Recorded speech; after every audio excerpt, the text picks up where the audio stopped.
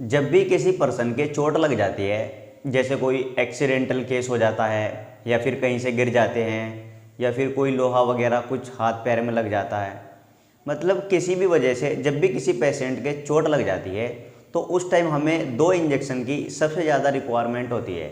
एक तो pain killer और दूसरा होता है टीटी का इंजेक्शन, जिसे हम टिटनस का बोलते हैं। पेन किलर इंजेक्शन इसलिए लगाते हैं ताकि पेशेंट को पेन ना हो, और टिटनस का इंजेक्शन इसलिए लगाते हैं ताकि पेशेंट को टिटनस ना हो। तो ये दो इंजेक्शन हमारे लिए सबसे ज़्यादा इम्पोर्टेंट होते हैं। अब यहाँ पर सबसे ज़्यादा कन्फ्यूजन ये होता है, इन इंजेक्शन को दोनों को एक साथ लगा दे या फिर थोड़ा रुक कर लगाना चाहिए। इसी के ऊपर आज की वीडियो होने वाली है। नॉलेजेबल वीडियो है, कंप्लीट देखें और ध्यान से देखें, और चैनल को भी जरूर सब्सक्राइब कर ले ताकि इसी तरह की इन्फॉर्मेटिव वीडियो आपको सबसे पहले मिलती रहे।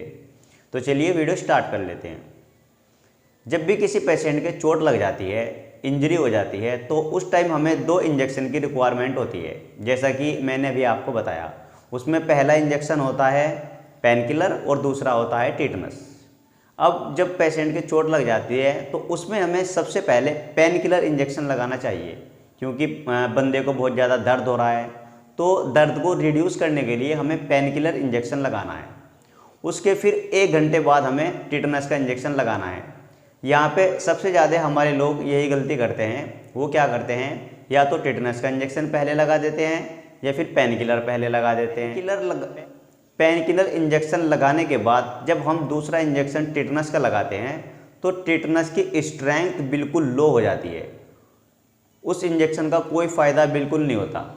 इसलिए पेन किलर इंजेक्शन लगाने के कम से कम 1 घंटा बाद टिटनस का इंजेक्शन लगाना है। और आपको ऐसा भी नहीं करना है कि आपने सबसे पहले टिटनस का इंजेक्शन लगा दिया फिर उसके 1 घंटे बाद पेन किलर इंजेक्शन लगा रहे हैं।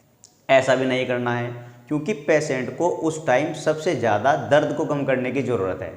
तो इसलिए आपने सबसे पहले पेन किलर इंजेक्शन लगाना है और उसके 1 घंटा बाद टिटनस का इंजेक्शन लगाना है। इससे जो है दोनों इंजेक्शन अपना काम सही तरीके से करेंगे। अगर आप पेन किलर इंजेक्शन के 5 मिनट बाद या 2 मिनट बाद या 20 मिनट बाद दूसरा इंजेक्शन टिटनस का लगा देते हैं तो टिटनस के इंजेक्शन का कोई फ़ायदा नहीं होगा, उसकी स्ट्रेंथ बिल्कुल जीरो हो जाती है। तो इसलिए आपने सबसे पहले पेन किलर इंजेक्शन लगाना है और कम से कम उसके 1 घंटे बाद टिटनस का इंजेक्शन लगाना है। और अगर मैं आपको मेडिकेशंस के बारे में बताऊं तो पेन को कम करने के लिए और कोई जख्म वगैरह हो गया है, कहीं से छिल गया है, कुछ इस तरह की प्रॉब्लम हो गई है, तो आप पेन को कम करने के लिए फ्लोजन प्लस टैबलेट, और जख्म वगैरह को सुखाने के लिए या खारिश वगैरह आ जाती है, छिल जाता है, सिप्रोबिड 500 टैबलेट, और अगर आप उससे अच्छे में लेना चाहते हैं, जख्म कुछ ज़्यादा खुल गया है, तो आप मॉक्सिकाइन 625 टैबलेट या सिफोरोक्सिम। सिफोरोक्सिम सुखाने का सबसे अच्छा एंटीबायोटिक होता है। सिफोरोक्सिम आप टैबलेट दे सकते हैं, जैसे जीफू टैबलेट या सिफाकाइंड हो गया, सिफाकाइंड 500, इस तरह से आप इन दोनों तीनों टैबलेट में से दे सकते हैं। और एक टैबलेट स्टेरॉइड भी लगा सकते हैं स्वेलिंग को कम करने के लिए, जैसे वाइसलोन 5 mg हो गया या तुम्हारा ओमनाकोर्टिल 5 mg, बेटनिसोल। इस तरह से एक टैबलेट स्टेरॉइड भी लगा सकते हैं। पेन किलर के तौर पर फ्लोजन टैबलेट, और दूसरा मॉक्सिकाइन या सिफोरोक्सिम या सिप्रोबिड, और तीसरा वाइसलोन। और थोड़ी बहुत एसिडिटी बन जाती है या फिर बंदे को एसिडिटी नहीं है लेकिन इन टैबलेट की वजह से बन जाती है, तो उसको कम करने के लिए एक DSR कैप्सूल भी लगा सकते हैं, जैसे रेबिकाइन DSR या पेंटोप DSR। इस तरह से एक DSR कैप्सूल लगा सकते हैं। तो ऐसे हमें चोट लगने पर पेशेंट को ट्रीटमेंट करना होता है। उम्मीद करता हूँ ये छोटी सी वीडियो आपको ज़रूर पसंद आई होगी।